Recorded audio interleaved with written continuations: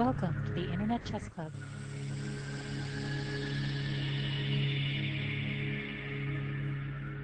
Checkmate. Hello everyone and welcome to video number 4 in the dragon variation. Today we have lots of lines to go over. Some of them have been very popular by the time I was born, actually 1976, that's when I was born. Most of them were very popular between 74 and 77-8, but we will see that here and there we see some strong players still playing them. Let's go quickly to the critical position for today. Alright, so we are dealing with the dragon, e4, c5, knight f3, d6, d4 takes, knight f6, knight c3, g6. Alright. So we have covered so far long castle, and we have seen the main move, which is in this position, knight e5, king b1. I mean the main move today. h4, we also looked at g4. h4, definitely the most logical idea. Forget about move order if we first want to play king b1 or anything else. White basically wants to attack this king. h4, g4, h5, bishop h6, open the h-file and mate. Sounds simple. Alright, so h4 definitely used to be, and still you will, most games are with h4, although king b1 somewhat an idea of how to improve those lines. The most logical move for black, h5. This is the very main line, but today we will deal with the immediate knight c4 takes, h5, take g4, knight f6. This used to be probably the most critical position in the dragon for quite some time. White gave up a pawn, but definitely opened the h-file, and the question is, well, does he have something for it, enough for it, or what's the deal? Alright. Almost every possible move you can imagine in this position has been played, most of them by top players. We're going to look at king b1, knight b3, knight d5, even e5, knight d to e2, many other moves. Bishop h6 is the main move, which we will deal shortly on our next video. I just didn't want to make it too crowded here. So we have many other alternatives. I can tell you, believe it or not, that knight f5 was played and it is possible. Queen h2 right away. But the main moves seems to be either knight d to e2 or anything such as knight to b3, king b1. The idea of all the knight moves are maybe to avoid this line, which is a very complicated. We're going to have a great Kasparov game, which I believe he beat Piquet somewhere in 1990, if I'm not mistaken. This will be our next topic. Those are very interesting stuff. White moving his knight, trying simply to avoid it. Alright, let's start. We have lots of work to do in this position. Okay, let's start with the first move, king b1. Just always a good prophylactic idea, a good reasonable move. Rook e8 is the move that black has played. That's the main move. Some games and analysis was with bishop takes g4 right away. There is a very impressive game of Anand against Tolnai in 1993. Queen e2. White wants to try and eliminate some defenders on the black side. Probably here h5 would have been interesting for black, or I would say better than the game. In the game, till knight took, and many times we're going to get crazy material imbalances. This is actually a reasonable one, right? White is a piece up for 3 pawns, but because of all the open lines and files, white is better here, and Anand basically won this one without any difficulties. Keeping more material sometimes serves black. We're going to see many examples of black is having 4 or 5 pawns, white is a rook up. Many times. For people that want to really get a feeling of those positions and understand them, a recent game played between Karyakin and Rajabov demonstrated the material imbalances in the best way. That was in 2008. Alright, so we have rook e8, just trying to give some place for the bishop after bishop h6 in some situations. And here many moves have been played. Knight to knight c to e2, knight to b3. Another move which was played is e5. And here it is actually interesting. Knight takes g4 is what was played in several games.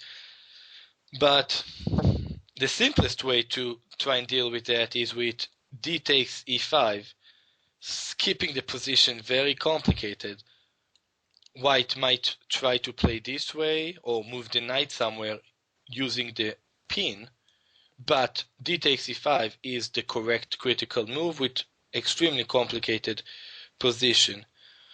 It is funny, everyone took, and well, another game was actually bishop takes e5 right away, but after g5 and the queen moving here, white has just strong attack, and material is equal.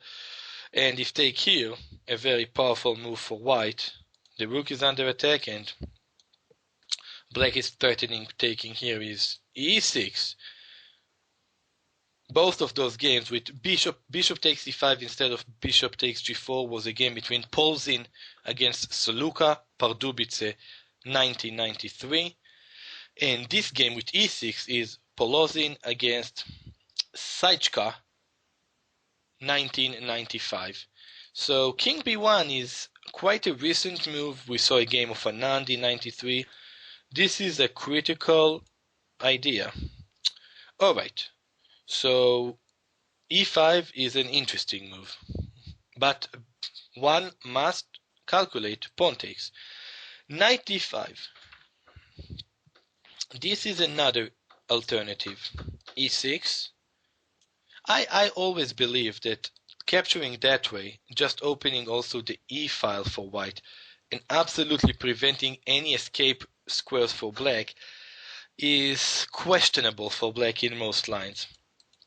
So let's follow with e6, takes. And now, for example, well, queen h2 is the main move. After c3, black play the very powerful rook takes d4. It is funny to mention that, and just to show again how lines develop, d5 was played between Vesterinen against Ernest. And well, white played bishop g5, which is not that great. Rook takes d4 and black took here and is fine. Probably queen h2 is just very powerful for white. This was in 1989. White really liked this position, or at least found this big improvement, queen to h2. So went back and played this line, but black said, I can play this right away. And take, bishop takes, e5, g5, and black is just better here. Same players, Vasterinin against Ernest, two Grandmaster around 2500, 1990 in Gausdell. So just interesting to see how work is being done all the time in improving things. But queen h2 is best move for white, and I have to think that black is in quite dangerous territory here. Well, d5 was played, but basically there's one real serious alternative, which is h6. Queen takes d6, and here, critical moment. Bishop c8 was played in the game between Golubov against Kulagin. Strong players. But after bishop c8, b3, rook c3, white is just much, much better. The critical point is rook d8. This is a very important move, and black has decent chances here. I would say that this position is definitely double-edged. Let's put it this way. So king b1 is a very interesting alternative played by many strong players, but well, it looks like the results are very much in white favor. I wonder how white continues after this improvement in the courtesy of Rybka. e5, a very direct line, and here many tried knight takes g4, but I just think that take on e5, knight b3, and rook c6 trying to block that pin is an easy way to play for black. And black, well, I mean, when I say easy, I'm not saying black is better, I'm just saying I think that's the most logical one, and this should be quite fine for black. This is a game between Vogt and Pernay, Leipzig, 1988. They're very tempting. You know, players that play the dragon like to sacrifice more than anything. This you should know. Very interesting sacrifice here. Maybe also possible. Bishop takes. Also possible, by the way, to take on e5. But let's look at that first. Bishop take g4. Rook d g1. Remember, when the rook was on e8, we saw a game of Polozin where he played e6, which was very powerful. Now the rook is on f8. It's a better version. D takes e5. And here, probably h5, a very powerful move. Look at that craziness. 2 pieces down and black is playing this move. If take on d4, bishop h6 just give white tremendous attack. All the open files, and yeah, white is just better. But h5.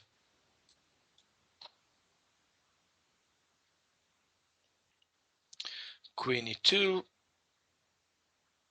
For example, this was played once, but just to get into the oops, not that one. Just to get into the mode of the positions, and the people say this is better for black. This is Garcia Pardon against Martin Gonzalez, 1977. Although I have to apologize, black took with the pawn, which is much stronger. Just, oh my gosh, those are like 5 pawns. That's a lot going together. The other alternative, probably better for white, is queen e2.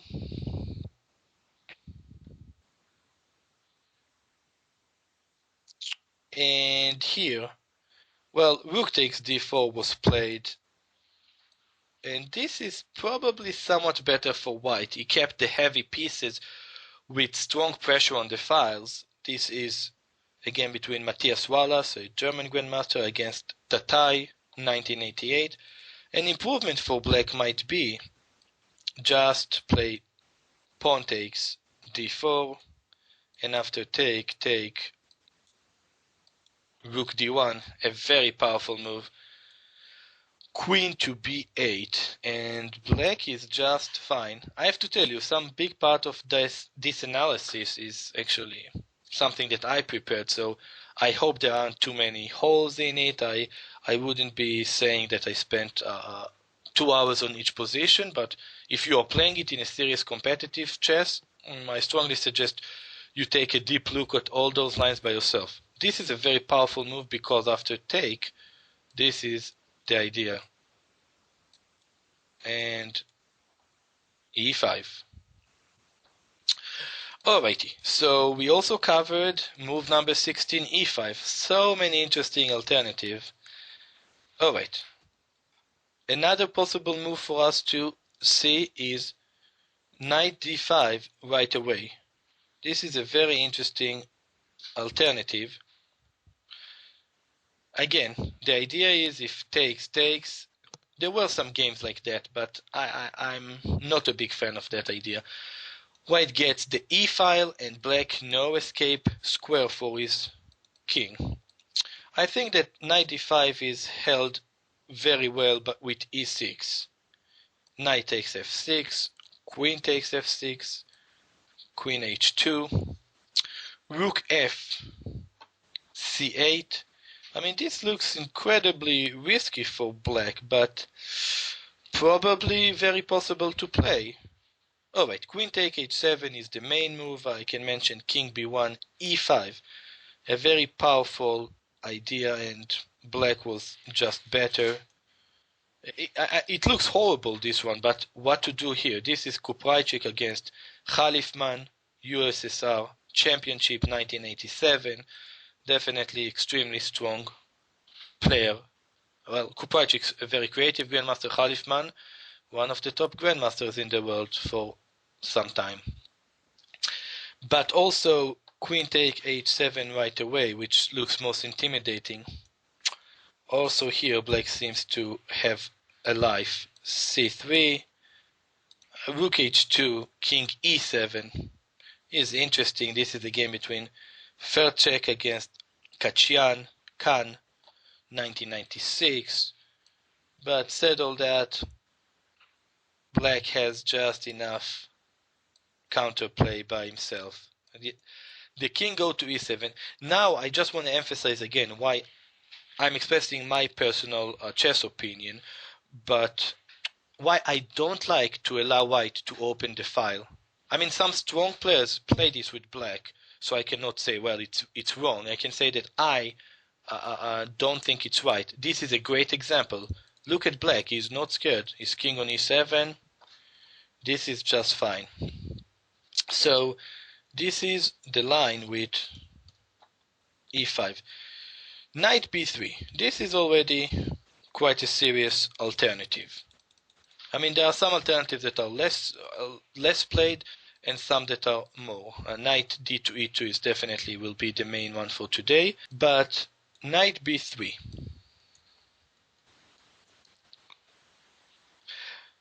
Rook e8 is one possible move, actually considered to be the main one. I have to say, queen c7 was played. I'm not a big fan of this move. a5 makes a great deal of sense to me, at least. I just want to go after the knight on b3, which might not be very well placed, and a4, a3 might be possible. Alright, if a5, bishop h6, takes, and here a very white. What is white's immediate threat in this position? Knight to d5. This is the threat, and just winning. Many times we're gonna see this very basic sacrifice, and black has full compensation here. Lang against Schneider, 1983. Alright, so a5, something to keep in mind. Rook e8, bishop h6, bishop h8. That's why many times when we see rook e8, that's the idea. Bishop g5. And here some possible moves for black might be bishop e6 or bishop c6. Both of them trying to take control over the d5 square. It's very important to try and play this move. Queen c8 was the main move, and we have two Khalifman games against two top British grandmasters. The first game, I believe, was played against Nunn in Vikhanzi 1991. Queen h2 was played, bishop e6. Again, black is not terrified of this. Not terrified at all. And This is going to be incredibly scary for white. So, rook d3, remember what white needs to protect, and h5. Amazingly enough, it is black that is trying to decide things on that front. If take, and now important move, g5. Black's king gonna have many squares on the h file. So, after take, black is probably somewhat better here. The game was actually draw after this line.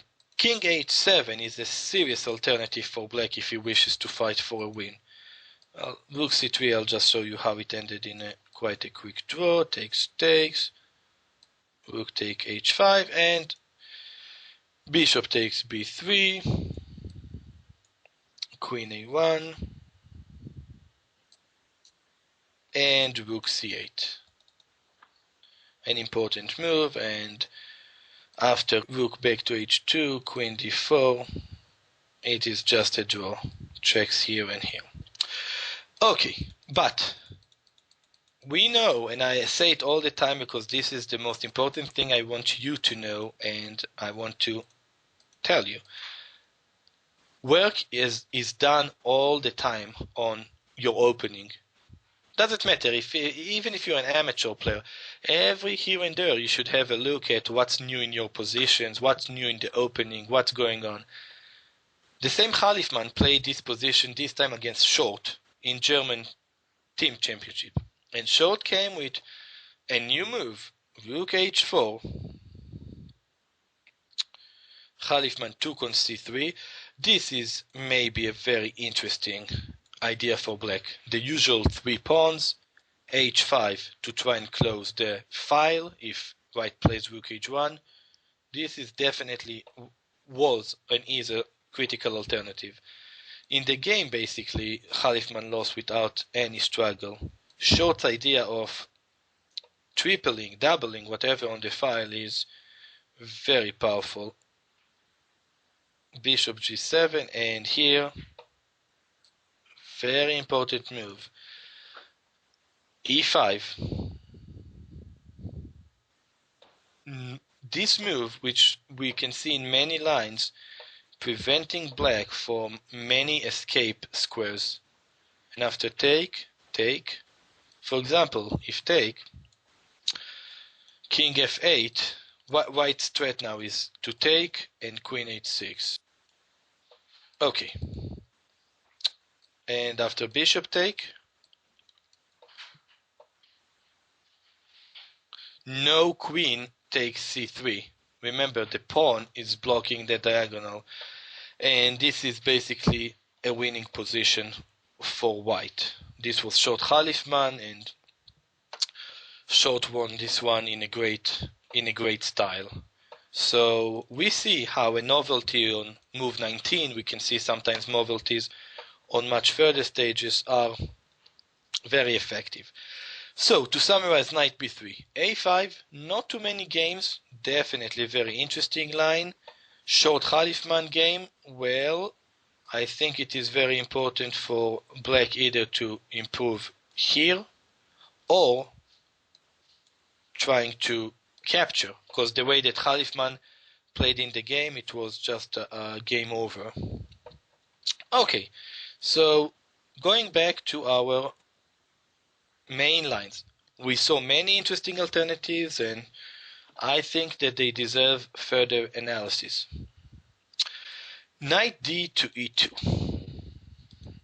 One of the greatest games, most well-known and famous games ever to be played in this position, in the dragon itself, was played in this line. This is a game between Karpov and Korchnoi in the final of the candidate matches in 1974. As we all know, Fischer didn't show up for the match in 75. So basically this was a world championship match, and this was one very important, decisive game. Let's first of all see. This is really, I remember seeing those games when I was a young kid, and very exciting to now analyze it for a video show. Alright, Rook, two main moves for black, Rook e8 and Queen a5. Let's start with Queen a5.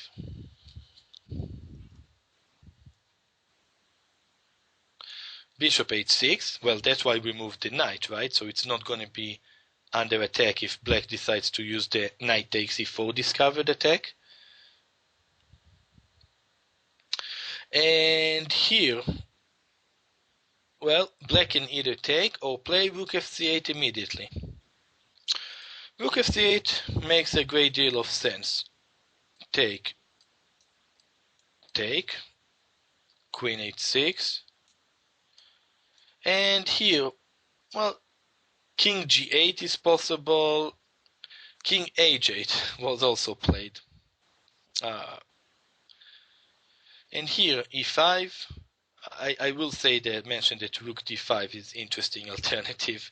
We will see all of those things happened few decades ago in this great game between Karpov and Korchnoi. So all of those ideas were born in and known in this game.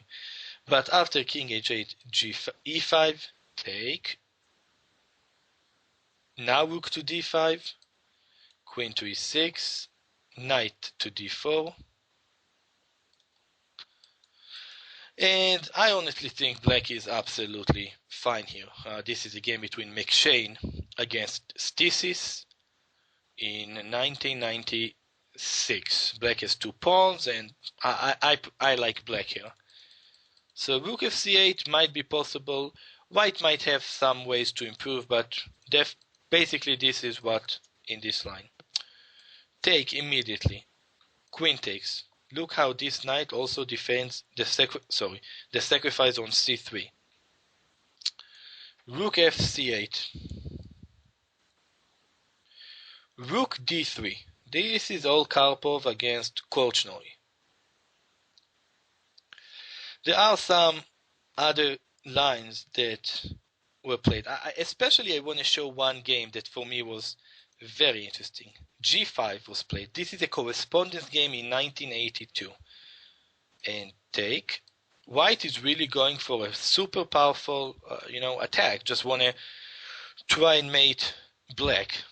And in the game, black played Queen d8, and it's a very complicated position. Dupsa against Reinhardt, correspondence 1982. But looking at this position, can you identify an idea for black? Can you find something? Well, you can pause and take a few minutes. If you did suggest Queen takes d5, well, you're strong. If you didn't suggest it, you're also strong. Alright, the reason with Queen takes d5 is winning is white king is so weak. If take, almost trying to trap the queen. This is quite funny. Rook c2, rook e1. Black at initiative is decisive, just on the spot. For me, it is so interesting because this is a correspondence game, dudes. Like, I know it's 1982. I know today we are all smart and we have our own Ripka. But still, in a correspondence game, this is one of the mother of all blunders. Okay, so we saw g5 is interesting.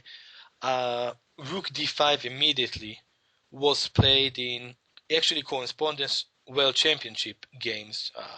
Rook d5 and black is retreating with the queen. Some very interesting ideas here, like white wanted to open the d-file. Queen c7 here is a possibility. This was Omilchenko against Mikhailov, World Championship correspondence 1977. But going back to our really legendary game, Rook d3. Karpov wants to, I believe, try and free the knight on e2. First he needs to defend this pawn. And here, amazingly enough, Korchnoi played a huge blunder. Amazingly enough. Rook 4 to c5, trying to stop g5. Very logical idea. correct for black should have been queen d8, and this position is no more than, well, slightly worse endgame. I mean, well, either way, let's say white either takes first or first takes on. Yeah, I mean, white is better here, but I think black can try and hold this position. I mean, it's maybe not huge advantage. Korchnoi trying to stop g5, but oh boy, now let's see all the ideas that we have learned so far in the dragon. g5 was played by Karpov. Rook takes g5. This, in my opinion, this is big part of Karpov becoming world champion in 75 had to do with this incredible game. Rook d5. Takes. Rook e8. So, basically, well, Korchnoi says, okay, I'm fine. My king will be here, the bishop will protect everything, and I'm ready to start my play. I'm a pawn up and not clear what you have. Not that easy. Knight f4. The threat, simply knight takes f6 and knight d5 covering e7 and just mate. Okay, so it's important to cover the d5 square, right? This is what we learned. So, bishop to c6. We mentioned those ideas before. And here came, in my opinion, the move that decided this, not only this game, probably the world championship. e5. This is the move that Korchnoi missed. Incredible idea. Look what we saw. We saw rook d5, trying to have another knight replace d5, and then e5, blocking the fifth rank. The idea is pretty. If take, check, and knight h5. This is just mate in a few moves. Just mate in a few moves. That's what Karpov achieved with e5. He managed to prevent black from defending on the fifth rank. For example, if take immediately, this is possible. And oh boy, this is really unclear endgame. Though this dangerous h-pawn on the side, I think black is just fine here. But e5 won this game.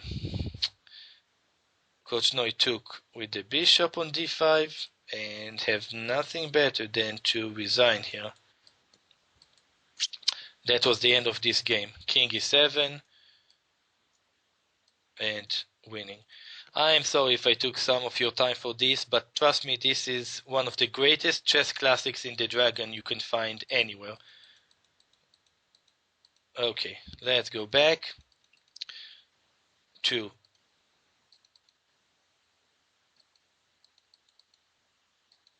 move 16.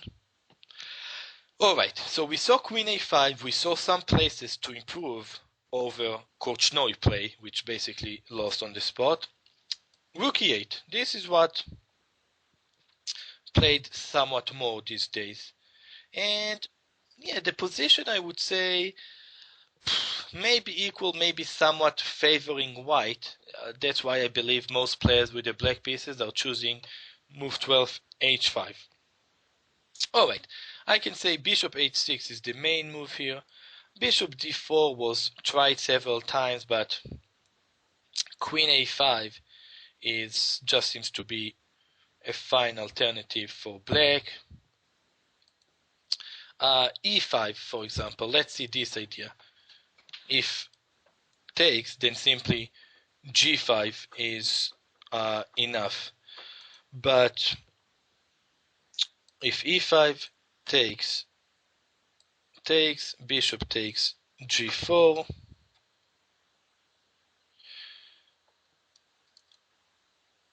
and here we have again some interesting ideas. Rook D, G1 is possible. That was played in a game of Pisella against Sermier. E6 is another interesting idea. And Bishop D4. And here, for example, some game was, look at that. What type of a position? Wow.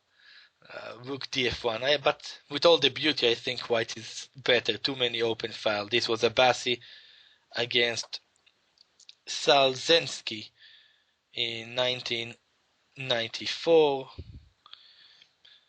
And, well, just possible to play f6 simply.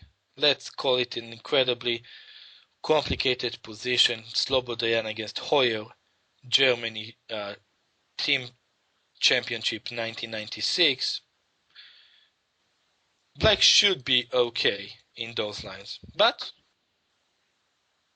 all other alternatives weren't really enough. Knight takes g4, take on g4, e5.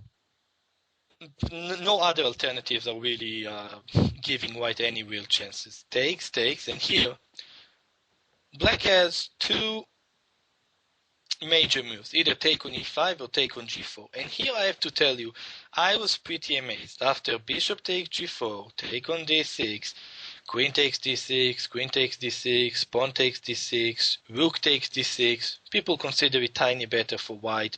Bishop g7, takes, knight d4, h5, king d2, rook c8.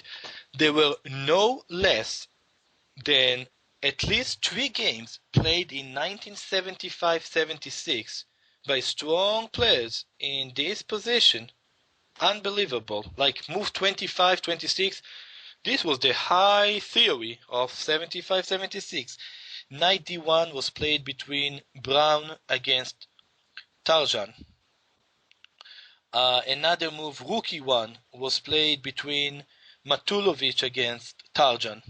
That's 1976. First one was 75. And king d3 was played by the great Bilyavsky against Filgoth in Caracas, 1976. So look at that. Move 26 and everyone here is starting to find novelties. This is the dragon. That's why for so many years it was the opening. But I can say that probably bishop takes g4 is better for white. That's the experience in those games. Brown was the only game that was drawish, that was draw. All the other white won. 50-60 moves, but white won. Bishop takes e5. Bishop takes bishop f4. I have to say, well, this is complicated. Queen a5, takes. And here's queen h6. Oh, sorry, let's start with g5. Rook g4. Rook a g1. And the other rook is coming to the very attractive 4th rank. This is Nikolov against Georgiev. We mentioned Kirill Georgiev as one of the consistent, very strong players to play the dragon for few decades. This is unclear. This is in Sofia, 1982. And also queen h6 was played. Queen g7. Queen e3. With a very messy position. Prendenster against Dobrovlovsky, 1982. Okay, so to summarize that, let's go to our critical position. This is what used to be the very critical position. Bishop h6 is something that we will focus on the first half of our next video. Knight d2 had some of the most legendary dragon games, including Karpov, Korchnoi, Knight b3.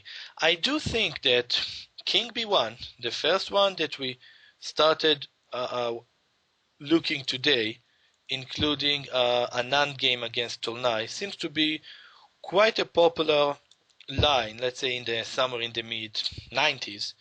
And the truth is that there are not so many critical games here, because black really chooses to play h5, which will be the second part of our next video, and one or two other after it. Well, I'm honestly excited about the Karpov-Korchnoi game. I hope you thought about it the same. We looked at the position with knight c4 quite critically. We'll continue next time and start looking at h5. Take care. Bye.